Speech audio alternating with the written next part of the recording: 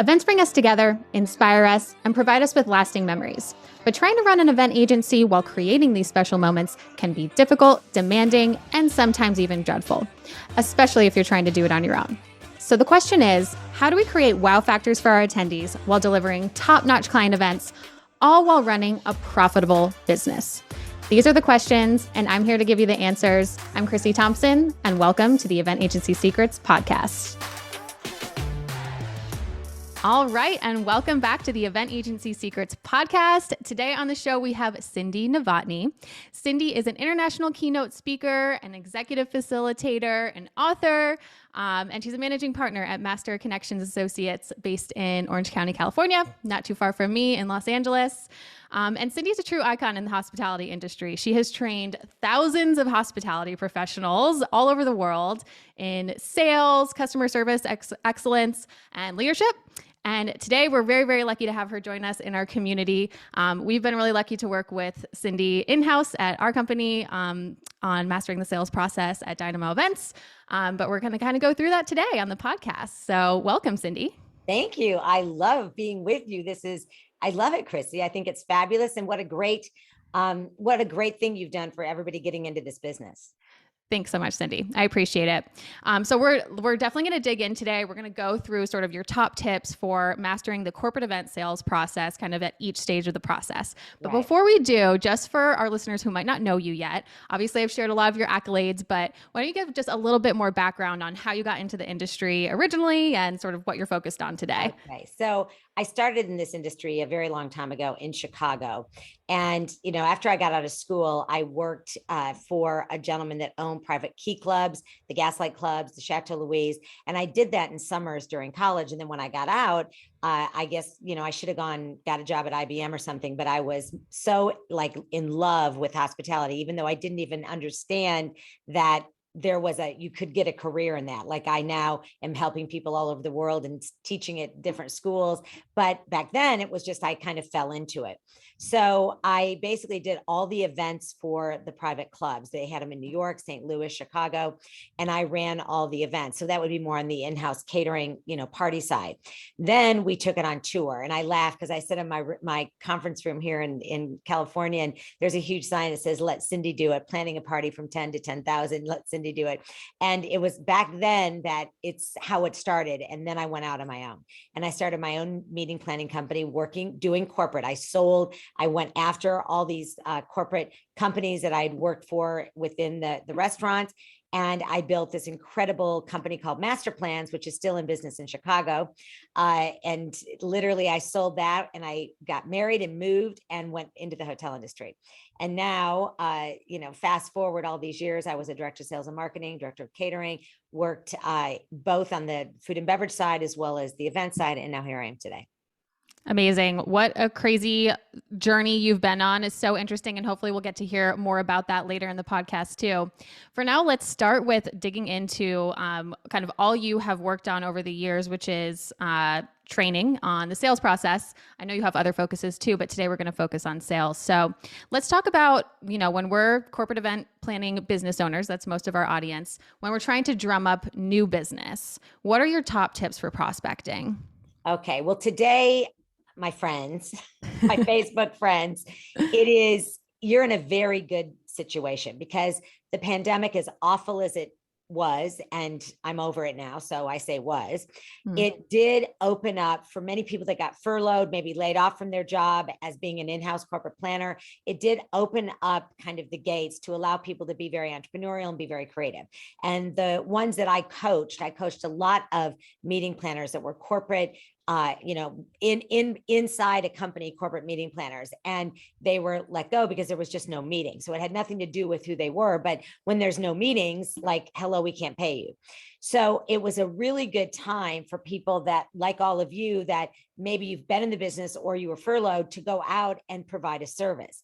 And I think this is where you really, really need to understand that you can't just start a business, especially a service creative business, and not sell. You have to prospect. You have to hunt for new business. Period. End of conversation. And when I hear people, well, I'm just very creative and I've got a lot of referrals. Guess what?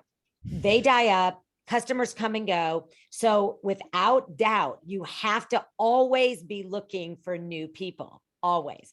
Yep. So the first step in growing anybody's business is honestly to look at how you position yourself in front of everyone. LinkedIn, social media, Facebook, Instagram. This is not just for, hi, what did I have for dinner last night? This is about a platform to build business, just like you're doing right now. Chrissy, this is a business platform on Facebook. So one of the things we learned during the last 2 years of COVID is that the more present you were, the more successful you are right now. The less present you were, the more nobody even remembers your name, because that's how fast things come and go. So I always say you need to do 100 touch points a week.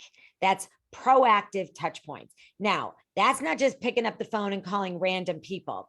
That is honestly saying, okay, I get a referral from Chrissy. I mean, you had me, you met a gentleman, you connected, I called him, I then met him for coffee right away. I never turned down anything, any opportunity. So you follow up on every LinkedIn message, every Facebook comment, you follow up. Those are warm follow-ups, but 100 touch points a week means that's a touch point, that's a touch point, that's a touch point. You put articles out that show, your creativity, or show the fact that you actually can save anybody time, energy, even money, because although they're going to pay for you, you're smart and you know what to do, and you can run a seamless corporate event versus they just turn it over to an executive assistant. And there's nothing wrong with an executive assistant, but many of them got thrown into that during COVID.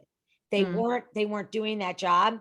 And so they don't understand a lot of the hidden charges, and they don't understand the billing. And especially if you're doing a big show, a big commerce show or tech show in Vegas, the union and what to do and what not to do. So the more you put those touch points out there, that begins prospecting every day, regardless of how crazy you are busy. You block out 1 hour a day, 1 hour.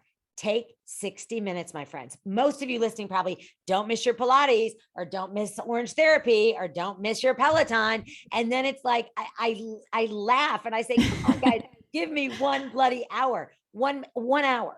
And that 1 hour is where you dedicate to make sure you're posting some insight on social media. Insight. Then you follow up on a few calls. But nothing gets in that hour. And this is the problem. It's time blocking that no one does. And the more creative you are, the more disciplined you have to be at this, because an email comes in, a call comes in, a client, and you're like, and then all of a sudden you go back and it's like, oh, now it's like 3:00 in the afternoon. Yeah. Okay. That's step number one.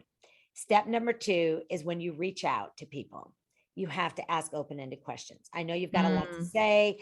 I know that, and Chrissy, I worked with you and their team, and you were so bright and brilliant to have your team go through all this, because we practiced the role plays. I mean, remember, and it doesn't matter how long you've been doing it, the better you get at those open-ended questions. Let the customer talk. Don't give multiple choice questions. So are you thinking about setting everything up classroom, or would it be better theater? No. How are you thinking about setting this event up? For the actual meeting, whatever, for the theme party, are you thinking more of a corporate look, formal, or something really fun and whimsical? No, just say, give me your vision of what you think that the gala should look like, the dinner should look like for this event. How do you think the trade show could be more interactive? What could we do differently? Let them talk.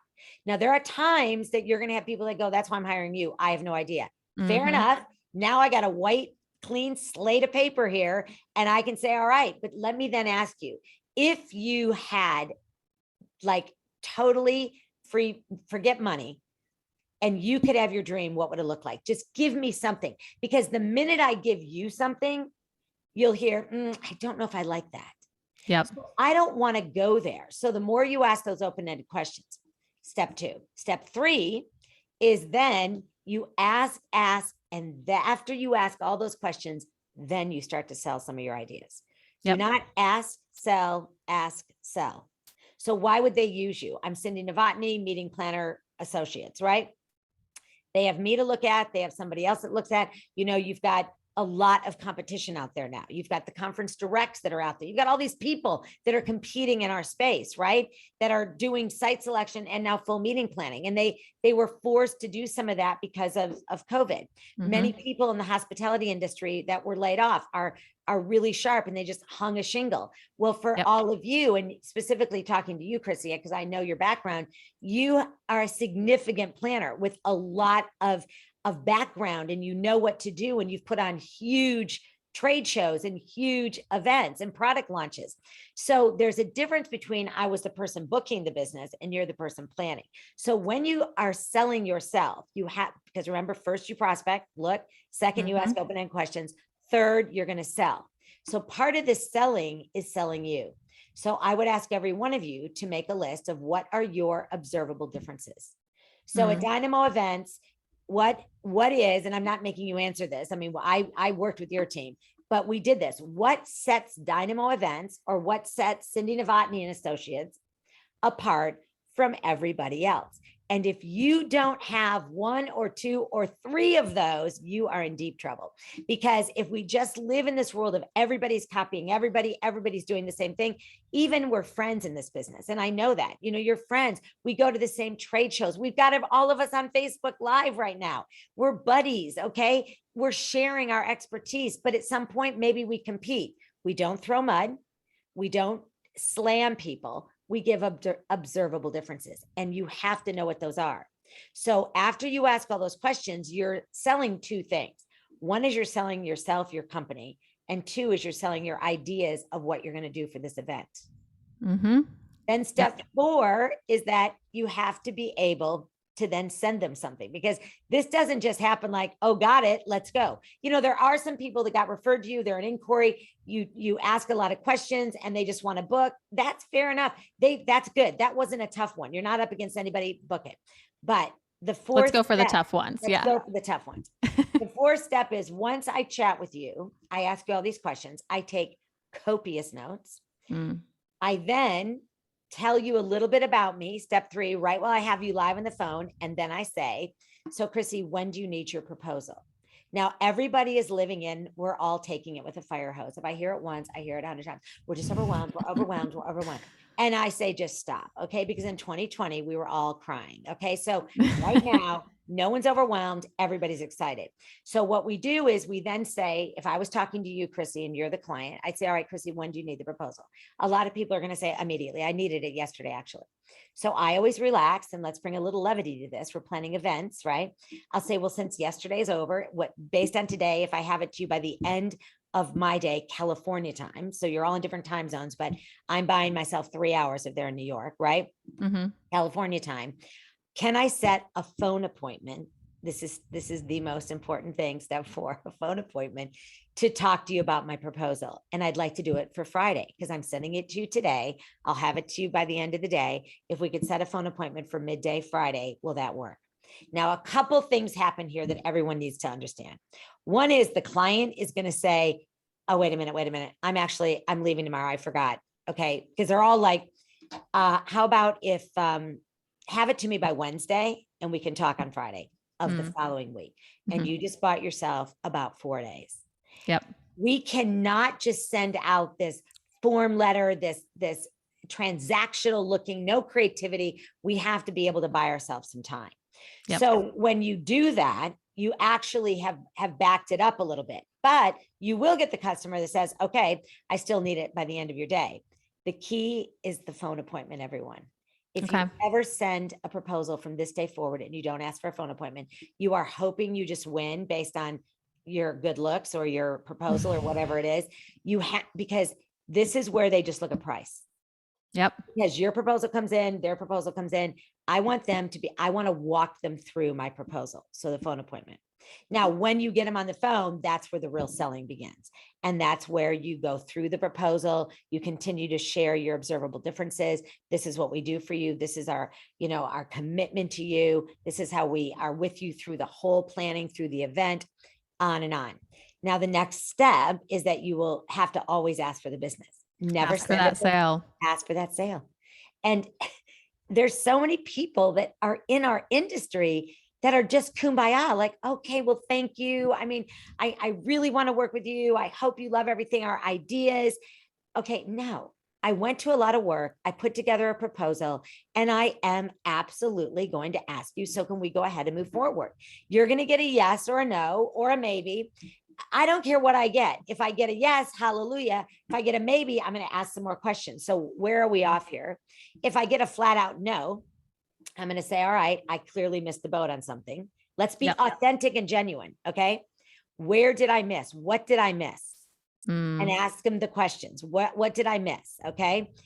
Then you actually have to dig in and overcome that objection. You can't just say, okay, well, I'll stay in touch. You got to keep going for it until they say, I actually can't stand one thing you did. Don't ever call me again. Okay. And that never is going to happen if you do everything right. Right. Right. So that's kind of the step-by-step process. Amazing.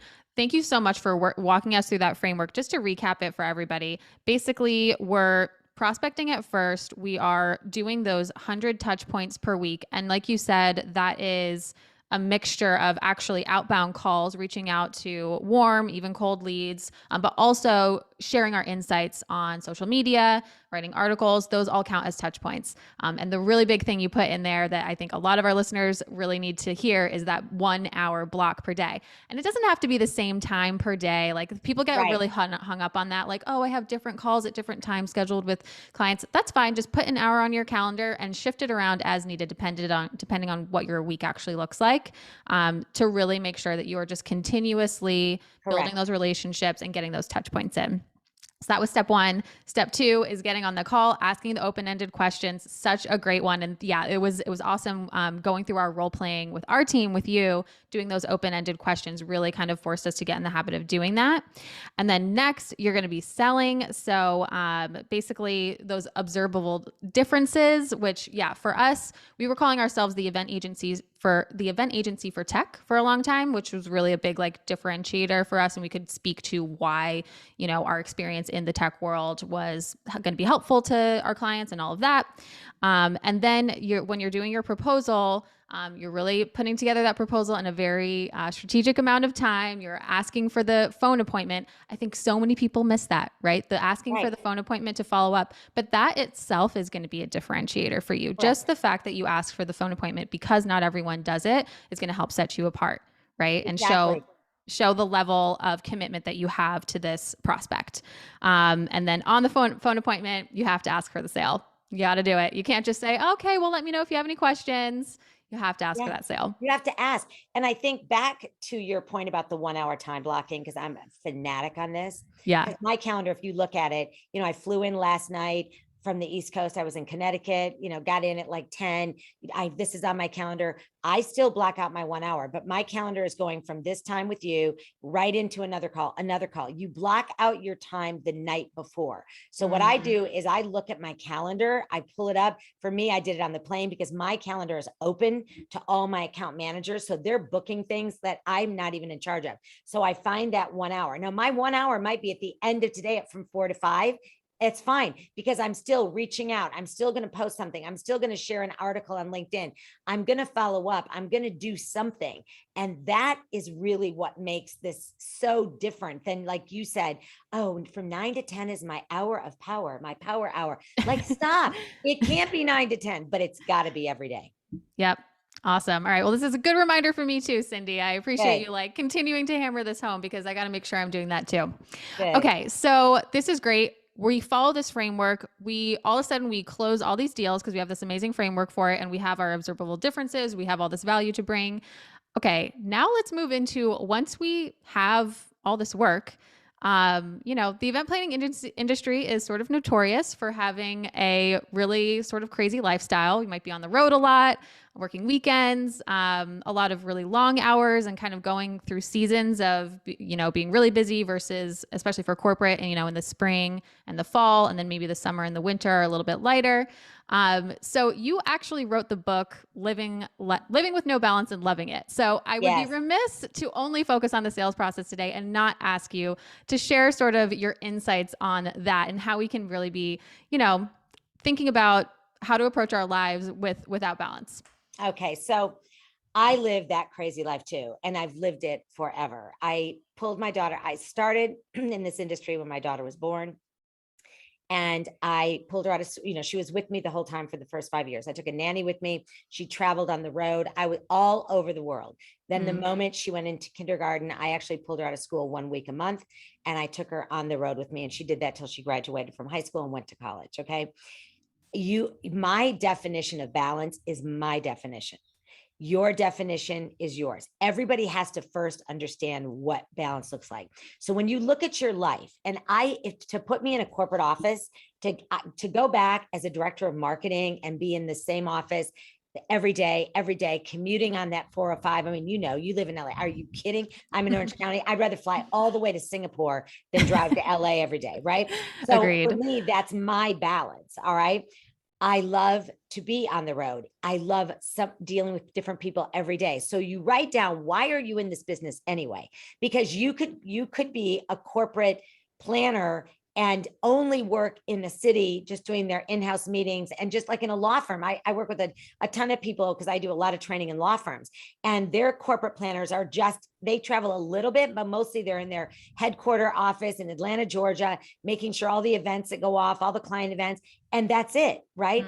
When you're an independent planner and you've got your business, you are like exposed to so much, to so many different industries. So it gives you, if you like the thrill of change and meeting people, that's number one. But you absolutely cannot complain about the fact that you travel all the time. And I tell people every day, because I'm on the road speaking, I've literally flown 10 million miles. So I always say I love the smell of jet fuel in the morning. I can fall asleep, whether I'm in business class, whether I'm in coach, whether I'm sitting in a tiny little commuter plane, so one of the things I refuse to say, and my whole team doesn't say it either, is we're never burnt out. I will not accept burnt out. I will accept I'm a little tired. You didn't get in until 2 a.m. I worked, I myself have been on the road for 2 weeks. I just got home today or last night from 2 weeks of travel. I celebrate Easter. Doesn't matter. I got booked flying to Connecticut on Easter Sunday. So I just took my little peeps and ate them on the plane, pretending I was having a little Easter basket.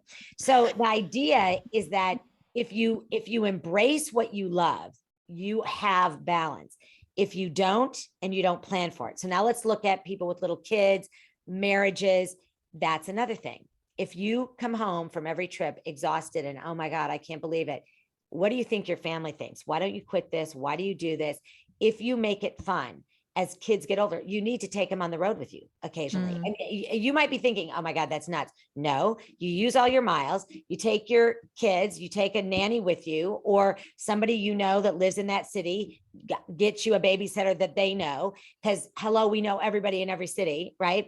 And you let them go with you. And as they get older, when they're tiny, then you go and see them at lunch, and they go out on walks and go to the park with whoever, but they're right there around you. But as they get older and they're 8, 9, and I'm not kidding, Jessie was already with me in the classroom, like 7, 8, 9, not the whole day. She'd go down and help me set things up.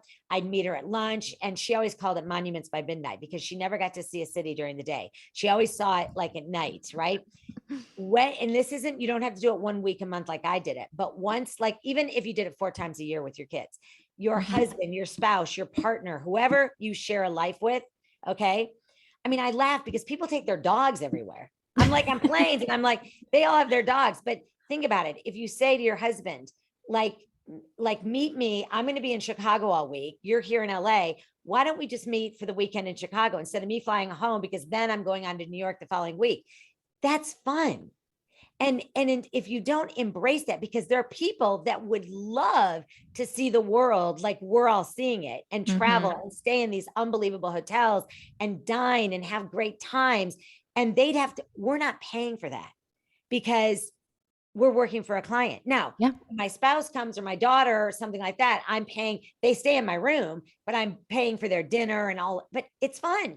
So I think everyone listening has to take a step back, look in the mirror. And they have to make a list. And I always say this, make a list of the most important things: family,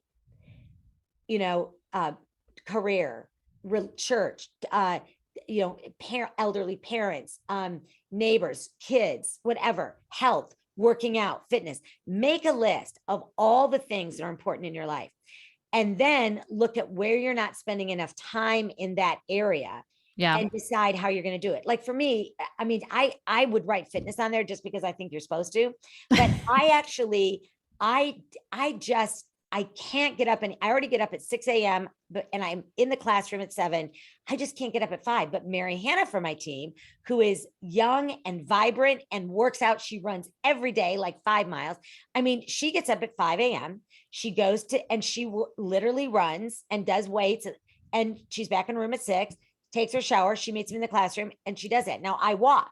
So I purposely make sure I get in my 10,000 steps. So you see what I mean? I'm not going to get up. I'm not, because she said, get up at 5. I'm like, I can't do it.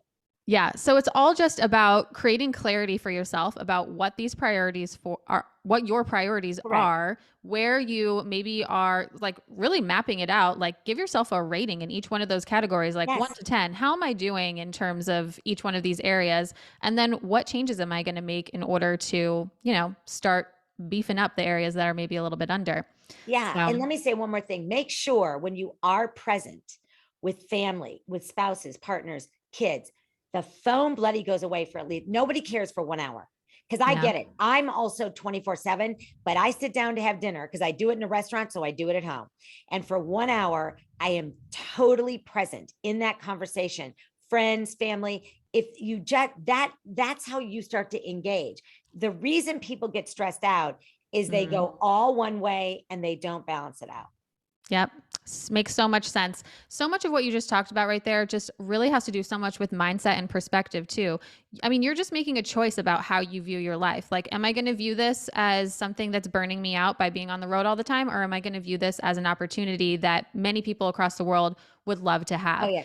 And it's the same experience day to day, but it's truly just the mindset and the energy that you're bringing to that day that's going to be the difference maker in how fulfilled you feel in your life and how successful you are in your business. Correct. It's really gonna cut. I mean, you're gonna close shop if you don't get, that mindset stuff under control. It's the difference maker between those who, are gonna continue to have success and those who aren't gonna make it. Right. So just think of a store. If you work in a store, it says open and then you get closed, right? We're open and we're just open. And so to be open that much, you have to set not boundaries as much as the blocking of the time. Yeah. So good. So this has been great. I'm curious to know sort of like what's next for you in your world, Cindy. What's on the horizon?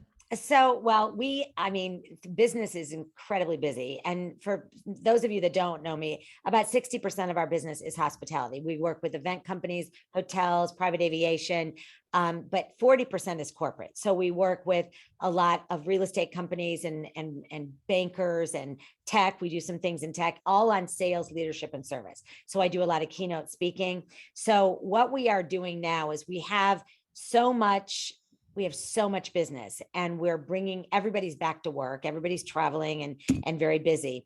But one of the things that we're really doing is looking at how we can continue to elevate even all of our e-learning. We've got people that we don't want to do Zoom classes and nobody wants to do those anymore. It's different than this is a fun Facebook Live engagement, but to do a 4-day class, is not fun. And obviously as a planner, you want people out there doing that. But I think what for me is it's going to be a lot more of doing keynotes. I've got great people on my team that are managing our trainers and training our new ones and really, continuing just to elevate. I'm doing a lot with kids that are young coming out of high school that they don't want to go to college. And I'm trying to convince them to go into the hospitality industry, that there's a lot of money to be made because they think about being a plumber or something. If they don't want to go to school, well, why not go into the hospitality? So I'm doing a lot of that just kind of locally and dealing with chambers and trying to help people see, because we lost a lot of people with the hospitality, reset with the Great Resignation. So I'm trying to find people in our industry, people for our industry that never thought of it before. I love that. And you already have a book that we talked about, but I think you have a second book coming, right? Is that Yes, and out yet or it's coming on, soon? not yet. I Okay. mean, what happened, we thought that it's almost done. And I love saying that, but it's my secret to stamina. And because no one can believe I have so much energy and so much stamina and I just keep going. We were almost done. We thought because of COVID, that would give me all the time. Well, the problem was I did 650 webinars in 2020. Oh my In goodness. 2021, I traveled and did as many webinars. So people thought, oh, you can just step back. There wasn't, we just kept Nope. going. So we're at the editor type of point where they're now looking at it. And because I write like I talk, so they have to kind of change it up. But yeah, that's, Yeah. that's Awesome. All right. Well, that doesn't surprise me that you kept busy, given that that is what the book is about, your secrets to stamina. You just kept going, finding new ways to get creative, share so much on webinars, and then do both the speaking on the road and the webinars for the past year. So totally get it. But we'll definitely be excited for when that next book comes out. We have so many people chatting in our Facebook group right now, just thanking you. Renika said, this is great content. Thanks for sharing. This is a Oh, great good. reminder to time block. Danielle says, thank you. So thanks so much for being a part of our community today. For those who would like to sort of find out more about you, what's the best way to sort of follow you on social or find out more Yeah. about you? So yeah, follow me on everything. And I know Chrissy can put this out to you, but I'm Cindy_Novotny, Novotny on Instagram. I'm just Cindy Novotny on Facebook. I'm just Cindy Novotny on LinkedIn.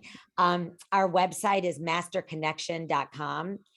So that's the name of the company, is Master Connection Associates. And you can reach out, and I do respond. I return every DM. I talk to everybody. Our office is 949-589-6137, and feel free to call anytime. Love it. Thank you so much, Cindy. We'll put all of those links in the show notes as well for you guys. But yeah, thanks again. Always a Thank pleasure. you. Thanks for having me, and good luck, everybody. Go get them. Thanks.